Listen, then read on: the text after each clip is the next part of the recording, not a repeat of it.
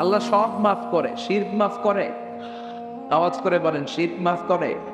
শিরক মানে আল্লাহর কাছে না চেয়ে গায়রুল্লাহর কাছে যাওয়া, অন্য কারো কাছে যাওয়া। বিষ্ণু বলেছেন, ইদা সাআলতা ফাসআলিল্লাহ ওয়া ইদা ইসতাআনতা ফাসতাইন বিল্লাহ। যখন সাহায্য চাইতে মনে চায় আল্লাহর কাছে সাহায্য চাও। যখন হাত পাততে মনে চায়, হাত পাততে হবে শুধুমাত্র একজনের কাছে। তিনি কে? কেউ যেটা পারে না পারে কে? কেউ যেটা দেয় না দেয় কে? কেউ যেটা দেখে না দেখে কে? আমরা বিপদে পড়লে, কোনো দুর্ঘটনা ঘটে গেলে, আমার লাইফের কোনো বড় ইভেন্ট বা ইনসিডেন্ট ঘটে গেলে আমরা সবার আগে ফেসবুকে শেয়ার, আছে না নাই? ফেসবুকেও শেয়ার দেওয়ার আগে সবার আগে শেয়ার দিতে হবে কার কাছে? বন্ধুর কাছে শেয়ার করার আগে, স্ত্রীর কাছে শেয়ার করার আগে, নিজের বাবা মায়ের কাছে শেয়ার করার আগে আমরা শেয়ার দিব যার কাছে তিনি কে? তার ভান্ডার হচ্ছে অফুরন্ত ভান্ডার।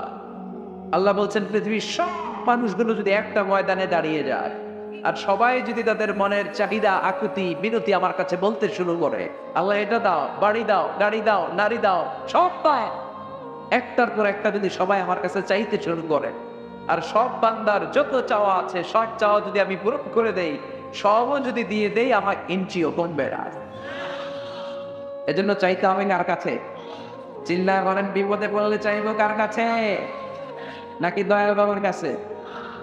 খাজা বাবা, কেউ ফিরে না খালি হাতে, খাজার তোর দরবারে দে। নোয়াখালীতে আছে, যাওয়া যাবে? কিছু যাওয়া যাবে? কে বলেছে দরবার গ্রুপ থেকে মানুষ খালি হাতে ফিরে না? দামি গড়ি নিয়ে যায়, গড়ি চুরি হয়ে যায়, খালি হাতে ফিরে। পকেট ভর্তি টাকা নিয়ে যায়, টাকা চুরি হয়, খালি পকেটে ফিরে। দাপে জুতা পড়ে যায়, জুতা চুরি হয়, খালি পায়ে ফিরে। আছে নাই? একটা দরবার থেকে কেউ কোনোদিন খালি হাতে ফিরে না। দরবারটা কার দরবার? চিন্তা করেন, কার দরবার? কেউ ফিরে না খালি হাতে, আল্লাহর তোর দরবারে দে। সবাই বলেন, কেউ ফিরে না।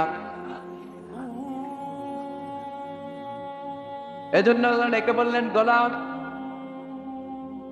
মুমিনুল সম্প্রদায়ের অধিকারী যদি হতে চাও, এই দলের কর্মী যদি হতে চাও, ঈমান হতে হবে পরিপূর্ণ। 2 নাম্বার, ঈমানটা হতে হবে নির্ভেজাল। এই ঈমানের সাথে শিরকের কোন ছিটে ফোঁটা থাকতে পারবে?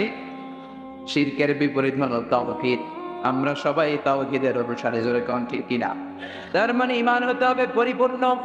ঈমানের মধ্যে কোনো ভেজাল থাকতে পারবে না, শিরক থাকতে পারবে না।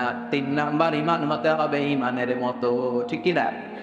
ঈমান হতে হবে নির্ভেজাল, ঈমান হতে হবে ঈমানের মতো, তাহলেই মুমিন হওয়া যাবে। চিল্লায় করো, ঠিক কিনা?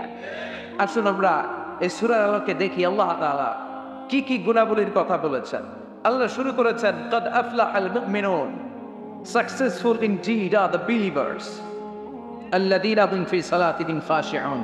সফল হয়েছে তারা, ঈমান এনেছে যারা। কার কথা? রব্বুল আলামিন বলেন, قد أفلح المؤمنون الذين هم في صلاتهم خاشعون. সফল হয়েছে তারা, ঈমান এনেছে যারা। কার কথা? সফল হয়েছে তারা, ঈমান এনেছে। আমার সাথে সাথে আওয়াজ করে উত্তর করেন, সফল হয়েছে কারা? আরো জোরে বলতে হবে সবাই, সফল হয়েছে কারা? ঈমান এনেছে যারা। যারা ঈমানদার, যারা বিশ্বাসী, তারা সফল। আল্লাহ যদি পৃথিবীর কাউরে ভালোবাসে, আল্লাহ যদি পৃথিবীর কাউরে ভালোবাসে, আল্লাহ ফেরেশতাদেরকে বলে, আমি এই লোকটারে বড় ভালোবাসো, তোমরাও ভালোবাসো। ফেরেশতারা যদি কাউকে ভালোবাসে, তাহলে ওই ব্যক্তির ভালোবাসা আল্লাহ তাআলা মানুষের অন্তরে দিয়ে দেয়। এই নামের মধ্যে একটা কারিশমা আছে না? নাই? এই নামের ভেতরে মানুষের দরদ ভরা ভালোবাসা আছে না? নাই? আল্লাহ ফায়সালা তোমার, ফায়সালাতে আর মালিক একজন। চিল্লায় বলেন, যিনি কে? আমরা পৃথিবীর কারো কাছে চাই না, কার কাছে চাই? তুমি ফায়সালা করার মালিক, তুমি সঠিক ফায়সালা করো। চিল্লায় বলেন আমিন। আরো জোরে বলেন আমিন। তাহলে রব্বুল আলামিন বলে, গোলাম, in terms of wealth and money, টাকার মানদণ্ডে পৃথিবীতে কেউ কেউ সফল। in terms of power, ক্ষমতার মানদণ্ডে পৃথিবীতে কেউ কেউ সফল। in terms of name and fame, নাম, ডাক, যশ, খ্যাতির দিক থেকে পৃথিবীতে কেউ কেউ সফল, কিন্তু আমি আল্লাহর কাছে যদি সফল হতে যাও একটাও কাজে আসবে না। আমার কাছে সফল হবে তারা ঈমান এনেছে যারা। তাদাফলাহুল মুমিনুন আল্লাযীনা হুম ফী সালাতিহিম খাশিউন। টাকার বাহা, আই ডোন্ট কেয়ার, কোনো দাম নাই। যশ, খ্যাতিতে তুমি স্কাই স্ট্রিপার, আকাশচুম্বী, কোনো লাভ নাই। ক্ষমতার দাম বলে তোর পা জমিনে নামে না, আল্লাহর কাছে কোনো দাম নাই। চিল্লা এখন ঠিক কিনা? আল্লাহর কাছে দাম আছে ঈমান, আল্লাহর কাছে দাম আছে বিশ্বাস। এজন্য আমরা আল্লাহর দরবারে শুকরিয়া জানাই যে আমরা মুমিন। চিৎকার করে বলেন ঠিক কিনা? এজন্য রব্বুল আলামিন বলেন, قد أفلح المؤمنون الذين هم في صلاتهم خاشعون। সফল হয়েছে তারা ঈমান এনেছে যারা। চিৎকার করে বলতে হবে, সফল হয়েছে কারা? সফল হয়েছে কারা? এই সূরাটা নাজিলের একটা ব্যাকগ্রাউন্ড আছে, শানে নজুল শুনবে, মনোযোগ আসছে না গেছে? সাইয়েদনা ওমর ফারুক বিশ্বনবী সহ কিছু সাহাবার একসাথে বসেছিল। হঠাৎ খেয়াল করে খরগোশের মতো কান দুইটা খাড়া করে শোনেন, তাহলে বুঝতে পারবে। হঠাৎ সাইয়েদনা ওমর ফারুক দেখলেন মৌমাছির ভনভন ভনভন আওয়াজ দেখা যায়। হাদিসটা এসেছে সুনানে তিরমিজিতে, মুসনাদে আহমদ ইবনে হাম্বলে। বর্ণনাকারী সাইয়েদনা ওমর ফারুক তিনি বলছেন মৌমাছির ভনভন আওয়াজ দেখতে পেলাম। ডানে বায়ে সামনে পেছনে খুঁজে দেখি কোনো মৌমাছি নাই। ওমর ফারুক বললেন, আমার আর বুঝতে বাকি রইল না, এটা আসলে মৌমাছি না। আকাশ থেকে কোরআনের আয়াত বিশ্বনবীর কলিজার মধ্যে নাজিল করছে কে?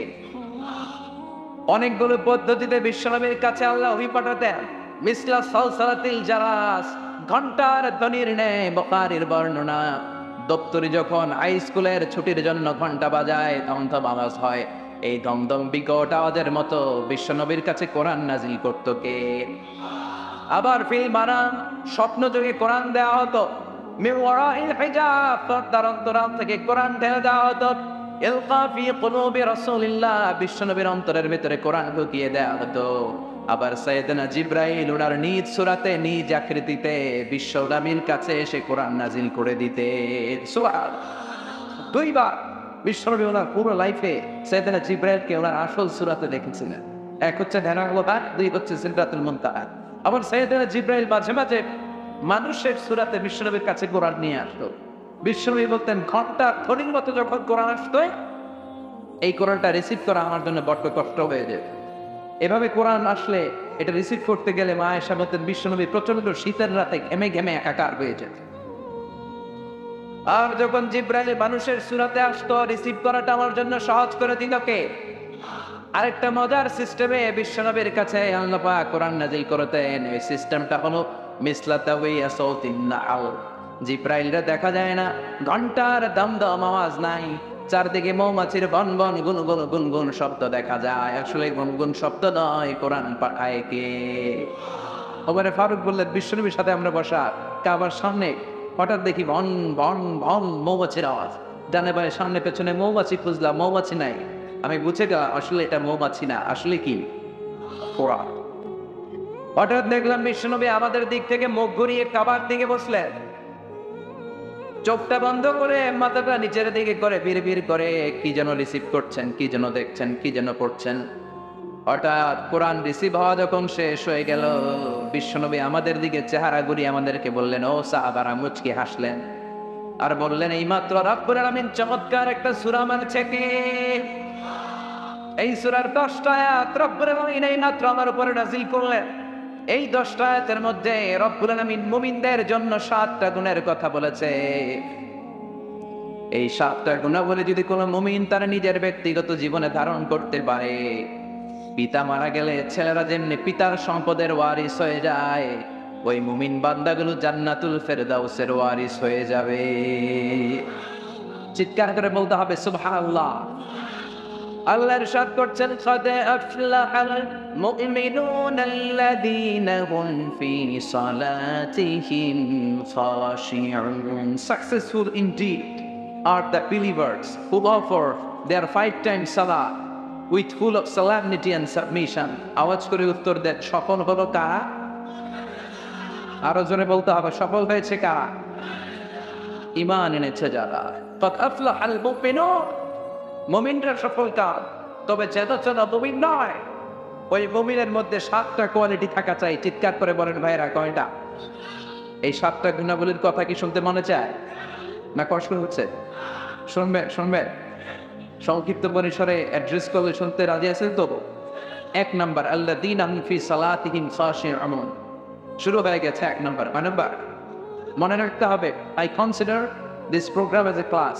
আমি মনে করি আমি যখন বক্তৃতা করি আমি ক্লাস নেই, ফলে যারা কথা শুনে তারা আমার শ্রোতা, তারা আমার ছাত্র। কোরআনের ছাত্র হয়ে বাঁচলেও লাভ, মরলেও লাভ। আলহামদুলিল্লাহ করবেন না? 1 নাম্বার গুণ হচ্ছে আল্লাযীনা হুম ফি সালাতিহিম খাশিউন। এমন মুমিনদের বৈশিষ্ট্যগুলির মধ্যে থেকে প্রথম গুণ হচ্ছে তারা তাদের সালাতে খাশিউন, ভীত। অন্তরটা থাকে ভীত। মুমিনের অন্তরের মধ্যে ভয় থাকে। একজনের চিৎকার করে বলতে হবে, তিনি কে? যাদের হৃদয়ে আছে আল্লাহর ভয়, তারা কবু পথে ভুলে যায় না। আল্লাহর প্রেম ছাড়া এই দুনিয়া কারো কাছে কোনো কিছু চায় না। সালাতে দাঁড়ায়, তার অন্তরে ভয় থাকে কার? চিল্লায় বলেন কার? এজন্য ধীরস্থির ভাবে নামাজ পড়তে হবে। রাজি আছেন তো? নামাজের মধ্যে কোনো তারা বলো, হ্যাঁ। এজন্য আল্লাহ বললেন, قد أفلح المؤمنون الذين هم في صلاتهم خاشعون। মুমিনরা সফলকাম, দুনিয়াতেও সফলকাম, আখিরাতেও সফলকাম।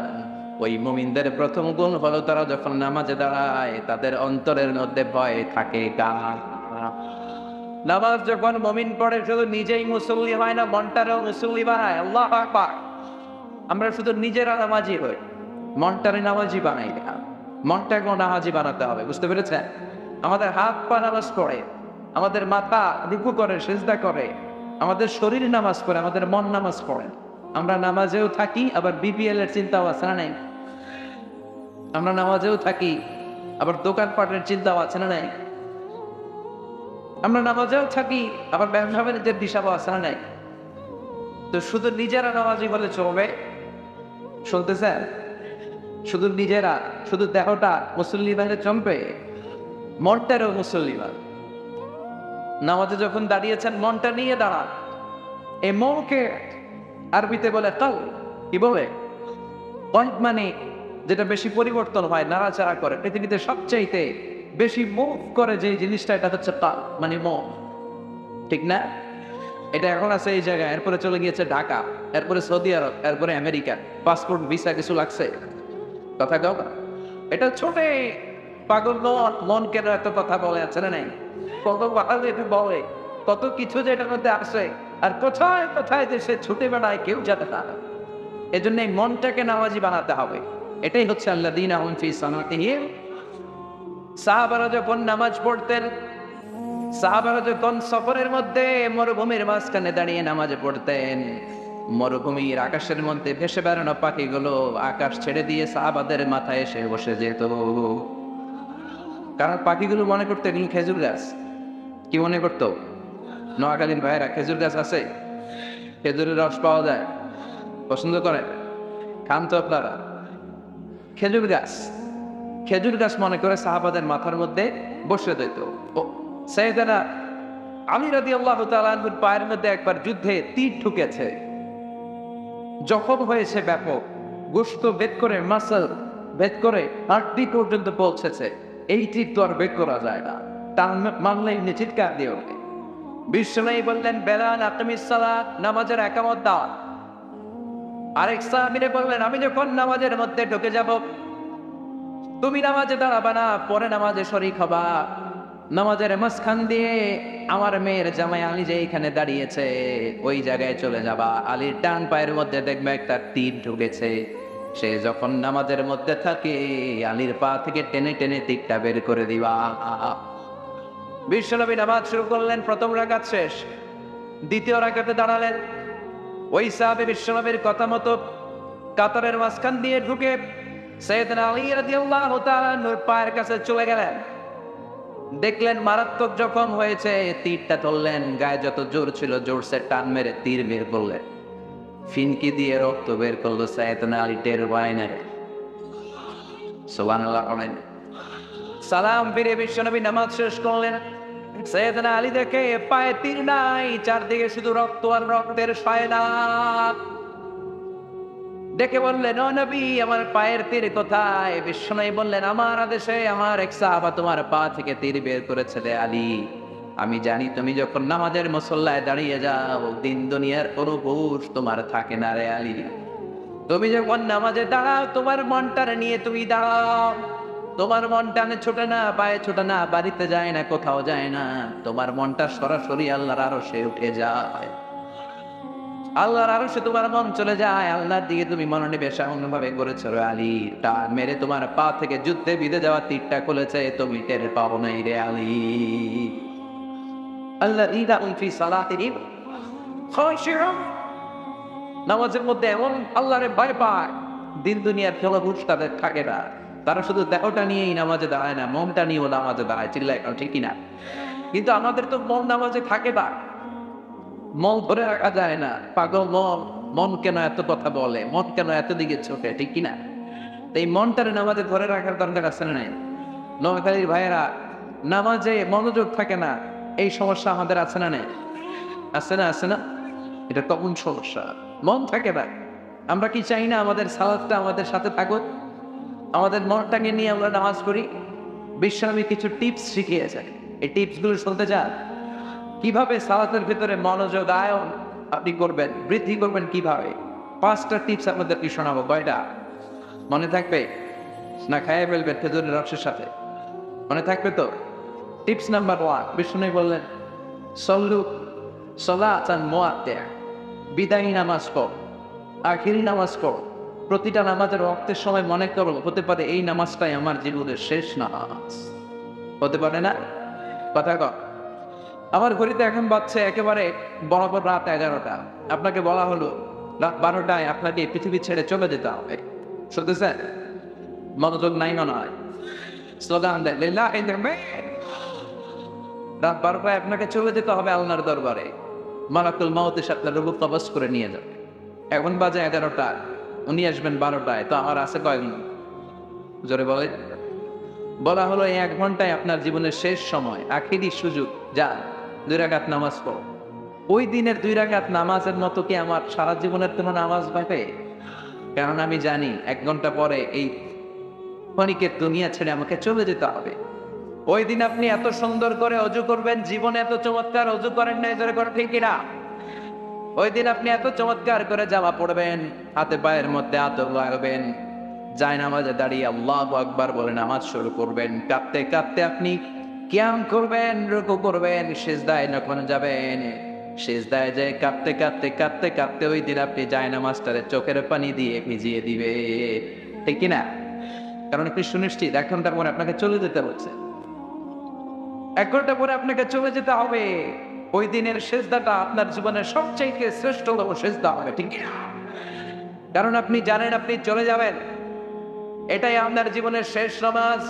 তো প্রতিটা নামাজ যখন আমরা পড়ি, এর পরের নামাজ আমাদের জীবনে আছে কিনা কোনো গ্যারান্টি আছে নাকি? তাহলে প্রতিটা নামাজের সময় হতে পারে এটা আমাদের জীবনের শেষ নামাজ। এই চিন্তাটা করার দরকার আছে না? আরো আধা ঘন্টা যে আমরা বেঁচে থাকবো, কেউ গ্যারান্টি দিয়ে হাত তুলতে পারবেন? 10 মিনিট বাঁচবো, গ্যারান্টি আছে? শ্বাস যেটা ঢুকাইছি এই শ্বাসটা বের করতে পারবো, গ্যারান্টি আছে? তাহলে প্রতিটা মুহূর্তে নামাজে আল্লাহু আকবার বলে দাঁড়ালে এটা মনে করতে আমাদের সমস্যা কোথায়? যে হতে পারে এটা আমার শেষ নামাজ, হতে পারে এটা আমার জীবনের শেষ চান্স, শেষ সেজদা। এজন্য বিষ্ণু বলেছেন, সাল্লু সালাতান মুআত্তিয়া, perform the Salah as if this is your last and final prayer। এমন ভাবে নামাজ পড়ো মনে করো এটা হতে পারে তোমার জীবনের শেষ নামাজ। এই চিন্তাটা নিয়ে যদি কেউ নামাজ পড়তে দাঁড়ায়, তার নামাজের মধ্যে আল্লাহর ভয় আসবে না? নামাজে তার শরীরের সাথে মন থাকবে না? Tips number 1। টিপস নাম্বার 2, তা'যীমুল আরকান, নামাজের যে ফরজগুলো আছে এগুলো ধীরস্থির ভাবে আদায় করতে হবে, তাড়াহুড়ো করা যাবে না।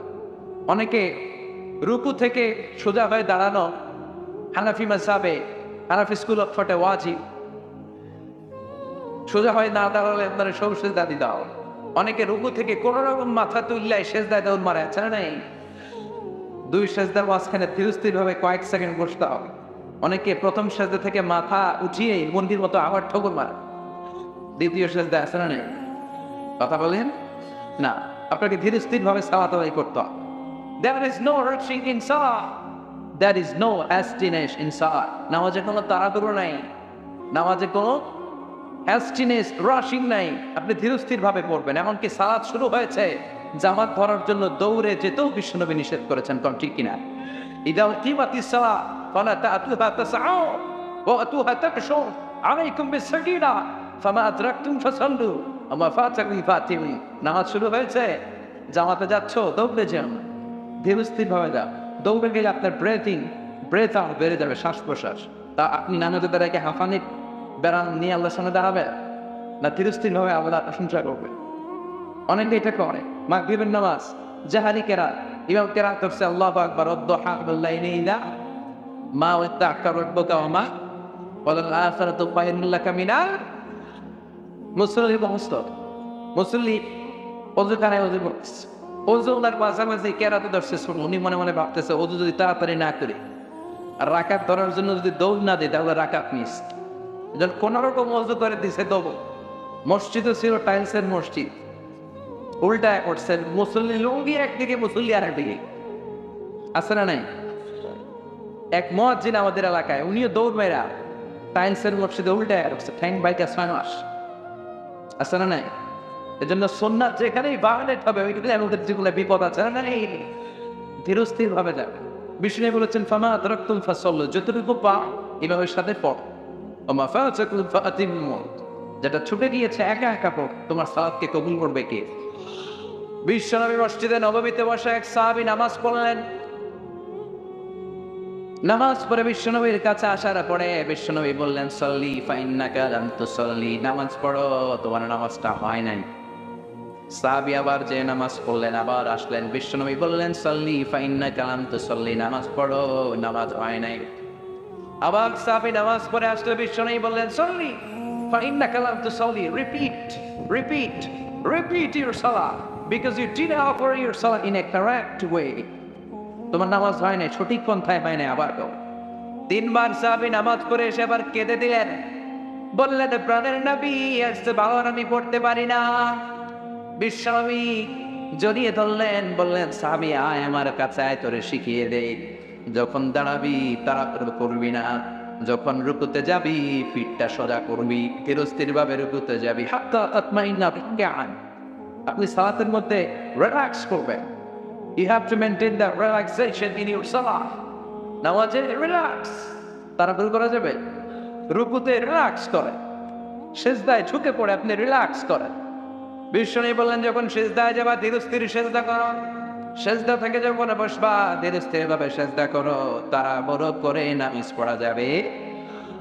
তাহলে 1 নাম্বার মনে করবেন এটা জীবনের শেষ নামাজ। 2 নাম্বার ধীরস্থির ভাবে পড়তে হবে। 3 নাম্বার জামাতে পড়তে হবে।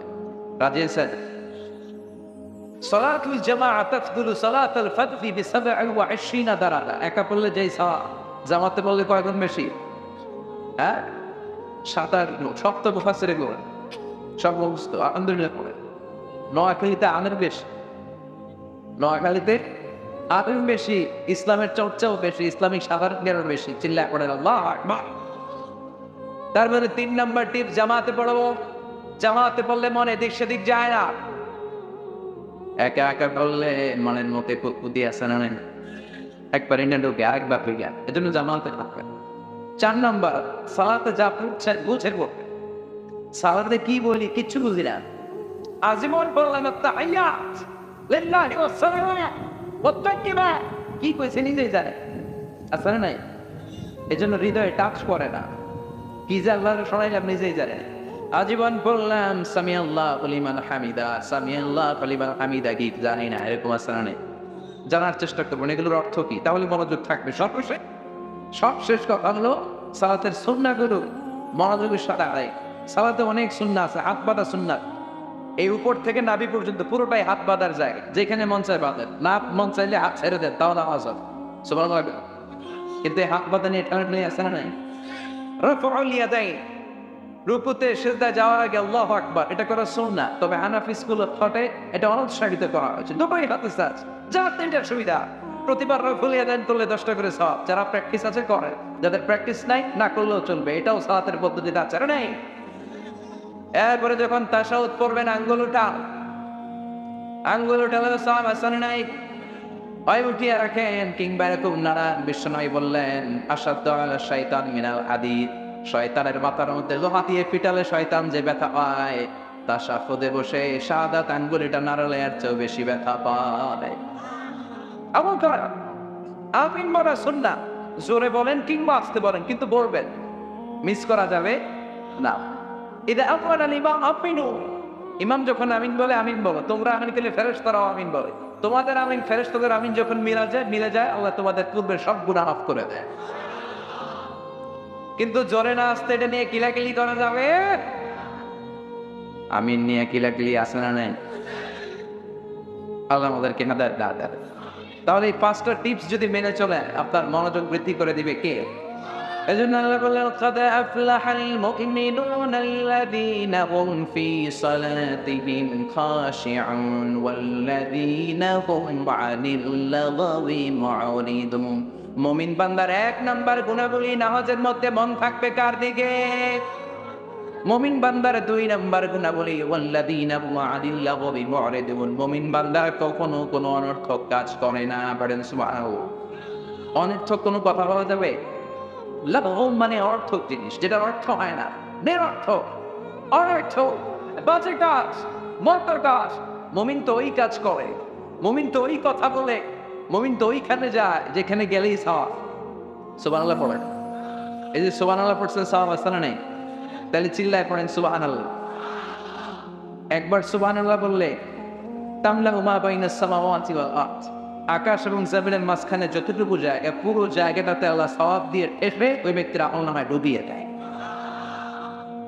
তাহলে মুমিন মুখ দিয়ে এই কথা বলে, যেই কথা বললে সওয়াব দেয় কে? কারণ মুমিন জানে মা ইয়ালফিযু মিন কাওলিন ইল্লা লাদাইহি রাকীবুন আতীদ। মুমিন জানে তার মুখ দিয়ে সে যেই কথা বলে, যেই শব্দ উচ্চারণ করে, এগুলো লিখে রাখার জন্য 2 জন ফেরেশতা আছে না নাই? কি নাম ওই 2 ফেরেশতা? জোরে কর, আর জোরে। কিরামান কাতিবিনা ইয়ালামুনা মা তাফআলুন।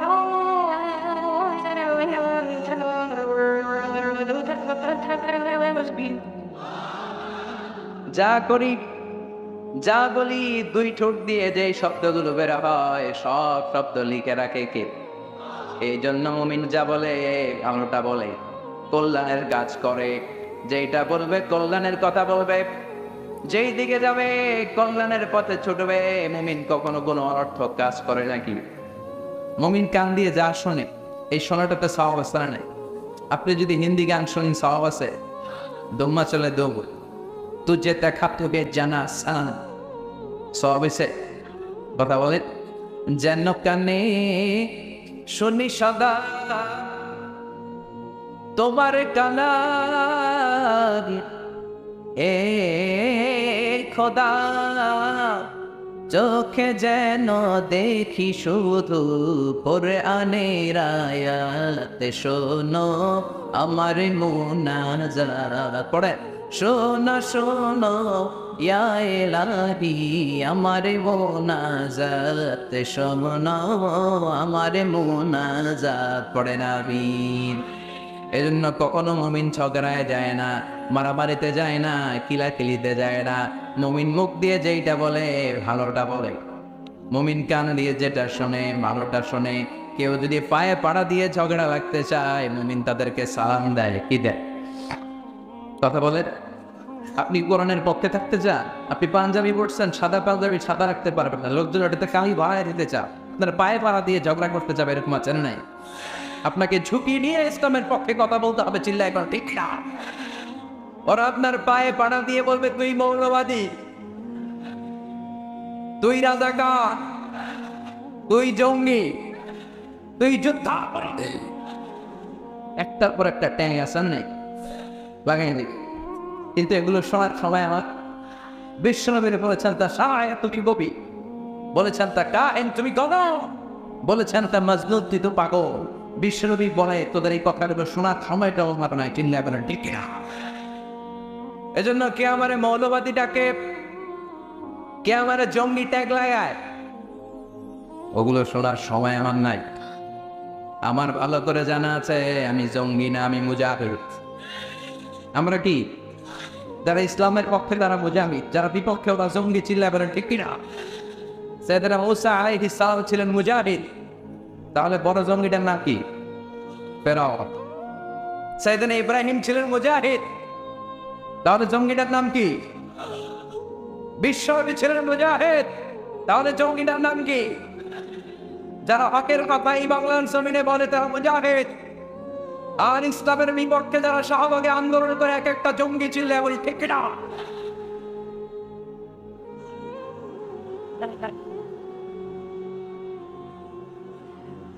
But I think on the real about it because I think I can that but it's five at least yeah I out would mixed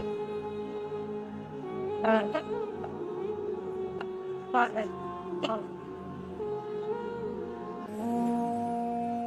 বসে আমাদেরকে অনেক গালি নিবে, বিশ্বকবি যেখানে গালি থেকে আয় পায়নি, আমি সলিমতি কলিমতি যেরকম ঠিক কিনা? গালি দিবে, ট্যাগ লাগাবে, এইটা বলবে সেইটা বলবে, আমলা করবে মামলা করবে, এগুলো দেখার টাইম আমার নাই, চিল্লা ঠিক কিনা? এই জন্য আল্লাহ বললেন ওয়াল্লাযীনা যুম আনিল্লাহি মুআমিরুন, মুমিন বান্দা অর্থ কাজে যায় না, যেটা আলো কাজ, নিজের কল্যাণ, সমাজের কল্যাণ, ফ্যামিলির কল্যাণ, জাতির কল্যাণ, দেশের কল্যাণ, দশের কল্যাণ, ওই কাজে মুমিনরা ছেড়াড়াই। এরপরে আল্লাহ বললেন ওয়াল্লাযীনা হুম লিয-যাকাতি ফাঈলুন, মুমিন বান্দারা যখন সম্পদশালী হয়ে যায় ওই সম্পদ থেকে যাকাত দেয় কার খুশির জন্য। যাকাত ফরজ হয়েছে এখানে কার কার? হাত তোলেন তো দেখি। ডরাইছে?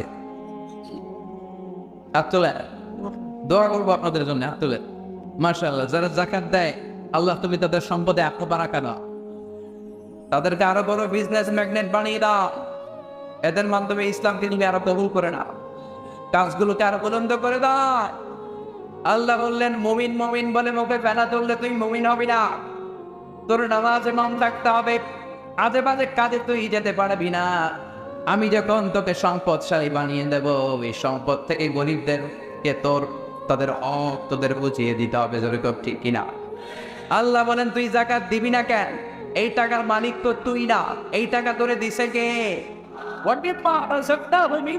তুই তো দিবি না, আমি দিছি এই টাকা, আমি তোরে রিজিক হিসেবে যা দিয়েছি। অর্থটা দেখেন, আমি তোমাদেরকে রিজিক থেকে যা দিয়েছি ওইখান থেকে দাও। যাকাত দিলে তোমার সম্পদে বরকত দিবে কে? ইসলাম চায় রাস্তার একদিকে গাছতলা আরেকদিকে পাঁচতলা, এই সিস্টেম পৃথিবীর জমিনে থাকতে পারবে না, চিল্লায় এখন ঠিক কিনা? তোমার সম্পদে গরিব, দুস্থ, নিগৃহীত মানুষের অধিকার আছে না নাই? আমি যদি ধনী হই, যাকাত দেয় আমার জন্য কি কথা কয় না? আর যারা আমার এলাকায় গরিব আছে ওর জন্য কি যাকাতের টাকা নেওয়া খরচ? ও যদি আমি যাকাতের টাকা নিই না, না খাইয়া থাকে, রোজা রাখে, করতে পারে না, ওর জন্য কিন্তু যাকাতের টাকা নেওয়া খরচ না, আমার পৌঁছে দেওয়া খরচ। তার মানে আমি যাকাতের টাকা দিয়ে ওর প্রতি কোনো করুণা করি নাই, কোনো দয়া দেখাই নাই, বরং ও আমার থেকে যাকাত নিয়ে আমার ফরজ কাজটা আমলের সুযোগ আমারে করে দিয়ে আমারে দয়া করছে। কথা বলেন, এই জন্য ফরজ হওয়ার সাথে সাথে যাকাত আদায়ের দরকার আছে না নেই? ওয়াল্লাযীনা ইয়াকনিজুনা আয-যাহাবা ওয়াল-ফিদ্দা ওয়া লা ইউনফিকুনাহা ফী সাবিলিল্লাহ ফাবাশশিরহুম বিআযাবিন আলীম।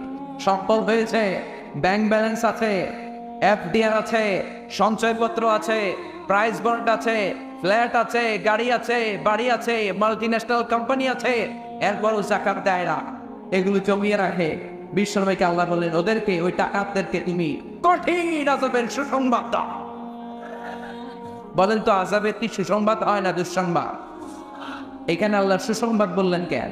আল্লাহ বললেন এই জন্য শাস্তিটা সাধারণ শাস্তি না, এটা ভয়ানক শাস্তি, এটা ডেঞ্জারাস শাস্তি।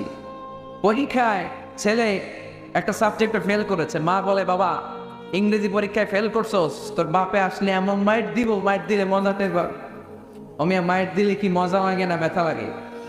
তো মার তো বলা দরকার ছিল ব্যথা টের পাবে, তাই তো কইছে কি মজা টের পাবে। তার মানে মাইটটা যে করা হবে, মাইটটা বড় ডেঞ্জারাস হবে, ডেঞ্জারাস। লোহার খুন্তি 1000 বছর জাহান্নামের আগুনে জ্বালিয়ে 3 জায়গায় ছেঁকা দেওয়া হবে, একটা কপালে, একটা 2 পাঁজরের, আর একটা পিঠের মধ্যে। আল্লাহ আযাব থেকে তুমি আমাদের বাঁচাও। আবার বিষ্ণু বললেন সুজাআন আতা, দেখো সাপ, অ্যানাকোন্ডা পাইথনের মতো ভয়ঙ্কর সাপ, যেই সাপের মাথায় কোনো চুল নাই, পৃথিবীর সাপের মতো নয়, এর চাইতো অনেক অনেক বেশি ভয়ঙ্কর হবে সে সাপ। পা থেকে পেঁচিয়ে কোমর, কোমর থেকে পেঁচিয়ে গলা, গলা থেকে পেঁচিয়ে চোখের সামনে এসে বলবে আনা বাকিল, আনা কানজুল, আমি তোর ব্যাংক ব্যালেন্স, আমি তোর টাকা, আমি তোর এফডিআর, আমি তোর সঞ্চয়পত্র, আজকে আমরা খা, আজকে আমারে, আজকে কি সাপ করে খাবে না ও সাপরে খাবে? সাপের এক একটা ছোবলে তার পুরো দেহটা পয়জনাস হয়ে, ভেনাস হয়ে, বিষাক্ত হয়ে জামিনের ভেতরে 70 হাত গেড়ে যায়। এজন্য আল্লাহ বললেন গোলাম, ওয়াল্লাযীনা হুম লিযাকাতি ফাঈলুন, মুমিন বলে যদি নিজেদেরকে দাবি করতে চাও, 3 নাম্বার গুনাহ ওই যাকাত দিয়ে দাও।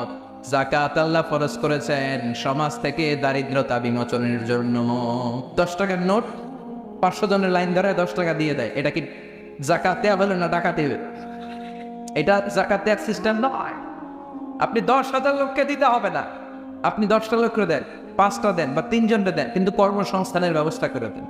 এমন কিছু করে দেন যেটা দিয়ে কিছু করে টোরে সে খেতে পারে, ফ্যামিলিটারে চালাতে পারে, আর কোথাও যেন যাকাতের জন্য হাত পাতা না হয়।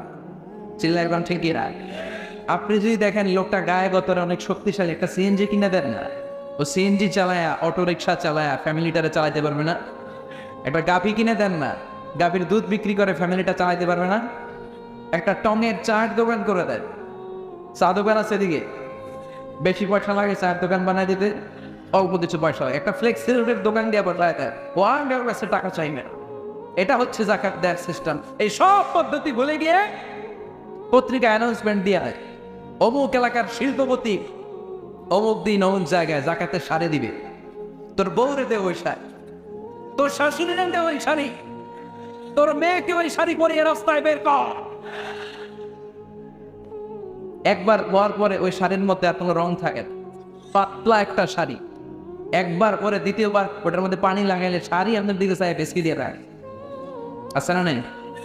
এটা শাড়ি না মশারির কাপড় কেউ যার, আছে না নাই? যাকাতের শাড়ি, যাকাতের লুঙ্গি বলতে ইসলামের কোনো সিস্টেম নাই। ওমরে ফারুক বলতেন এমন ভাবে যাকাত দাও যাতে কখনো ওই লোকটা অন্য জায়গায় যাকাতের লাইনে দাঁড়ানো না হয়।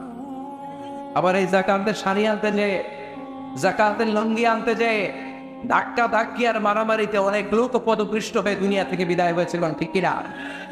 শিল্পপতি তো ঠ্যাং ভেঙে আমরা ধরে সাহায্য করবে, চিল্লা এখন ঠিক কিনা? এই যতগুলো লোক মারা গিয়েছে, তোমার মেহমান ভাই এসেছিল তারা যাকাত নিবে, 9 জন বা 11 জন একবার এট এ টাইমে 9 জন মহিলা মারা গিয়েছে শাড়ি আনতে যে। কিয়ামতের দিন ওই ডাকাতার হিসাব আছে না নাই? বিজনেস ম্যাগনেট যারা, তারা যাকাত এইভাবে দেয় না, তারা খুঁজে খুঁজে নিজের ফরজ আদায়ের জন্য দারিদ্রতা বিমোচন করতে যে যাকাত আদায় করে, চিল্লায় বলেন ঠিক কিনা? এরপরে আল্লাহ বললেন ওয়াল্লাযীনা হুম লিফুরুজিহিম হাফিযুন। 4 নাম্বার গুণ শেষ হয়ে আসতেছে, মনোযোগ আছে তো? আর কয়েক মিনিট লাগবে, থাকবেন তো? ওটা বসা করবেন না তো? আল্লাহ বললেন 4 নাম্বার ওয়াল্লাযীনা হুম লিফুরুজিহিম হাফিযুন, মুমিন বান্দারা তাদের প্রাইভেটসকে হেফাজত করে, লজ্জাস্থানের হেফাজত করে। স্ত্রী ছাড়া বিবাহ বহির্ভূত কোনো সম্পর্কে, পরকীয়ার মতো জঘন্য কোনো সম্পর্কে মুমিন জড়াতে পারে না। মুমিন তাদের লজ্জাস্থানকে হেফাজত করে কার ভয়ে? লজ্জাস্থান হেফাজত করার প্রথম স্টেপ হচ্ছে নজরের হেফাজত, ঠিক কিনা? আমরা কি নজরের হেফাজত করতে পারি? কথা বলেন। আমাদেরকে বলা হয় ধর্ষণ করো না, রাষ্ট্রীয় স্লোগান ধর্ষণ করো না, কিন্তু ধর্ষণের যত উপাদান পুরো সমাজের মধ্যে আছে না নাই? মেয়েদেরকে উলঙ্গ করে উপস্থাপন করা হয়, বিলবোর্ডে মেয়ে, সিনেমার শুটিং এর মধ্যে ধর্ষণের শুটিং এই বাংলার জমিনে আছেন নাই? পত্র পত্রিকায় রূপালী পর্দার নায়িকাদের হাউস ডেকের ছবি, খবর দেখতে যাও, খবর দেখার সুযোগ নাই, সেখানে নারীকে বিজ্ঞাপনের পণ্য ভোগের সামগ্রী করে উপস্থাপন করা হয়। চারদিকে ধর্ষণের সব উপাদান সমাপ্ত, আর জাতীয়ভাবে ভাষণ দেয় ওয়াশিং করিস না। এক একটা ছেলে এই দেশে ম্যাচিউর হয় 14 থেকে 16 বছর বয়সে, আর ওরে বলা হয় নিজের পায়ে দাঁড়া, নিজের পায়ে দাঁড়া, নিজের পায়ে দাঁড়া, বলতে বলতে বিয়ে করে 32 বছর বয়সে। তো ও যে ম্যাচিউর হয়েছে 16 বছর বয়সে, বিয়ে করলো 32 বছর, বাকি 16 বছর ওকে আঙুল চুষবে। কথা বলেন, কথা বলেন। ওরে বলা হয় তুই 32 বছর বয়সে বিয়ে করবি, তুই নিজের পায়ে দাঁড়া। এতদিন ও কার পায়ে দাঁড়াইছে? আপনার পায়ে। এই জন্য এই নগ্ন, এই অশ্লীল ছবি, বিজ্ঞাপনের পণ্য বানানো নারীদেরকে রাষ্ট্রীয়ভাবে এগুলোকে বন্ধ করতে হবে। চিল্লা করে ঠিক না? বিষ্ণু বলেছেন নাদার সাহামুন মাসমুমুন মিন সিহাম ইবলিস, নজর হলো শয়তানের বিষ মাখানো তীরবানের মধ্য থেকে ভয়ঙ্কর একটা তীর। এই বিষ মাখানো তীর দিয়ে শয়তান যুবক যুবতীদেরকে কারো করে ফেলে। একটা ছেলে একটা মেয়ে শুরুতেই কি অপকর্ম করে? কথা কন না, আগে কি করে? চোখে চোখে কথা আছে না নেই? হ্যাঁ, জিএফ বিএফ কি বলে এটা রে? বয়ফ্রেন্ড আর গার্লফ্রেন্ড খাইছে বাংলাদেশটা। এখন সবার একটা করে জিএফ থাকে, গার্লফ্রেন্ড। গার্লফ্রেন্ড নাই কাকে হাত তো ওই মুরব্বী চাচাইও তুলছে। আল্লাহ হেফাজত করো। সত্যি কথা যদি বলে থাকে এদেরকে তুমি আল্লাহ বানায় দাও। বিবাহ বহির্ভূত কোন সম্পর্কের সাথে ইসলামের কোন সম্পর্ক? চোখকে হেফাজত করতে হবে, নজরকে হেফাজত করতে হবে। নজর হচ্ছে শয়তানের বিষ মাখানো তীরের ভয়ঙ্কর তীর। প্রথমে অপকর্ম হয় না, প্রথমে হয় নজরের অদল বদল। চোখে চোখে তাকা, চোখে চোখে কথা, মিটি মিটি আছে না?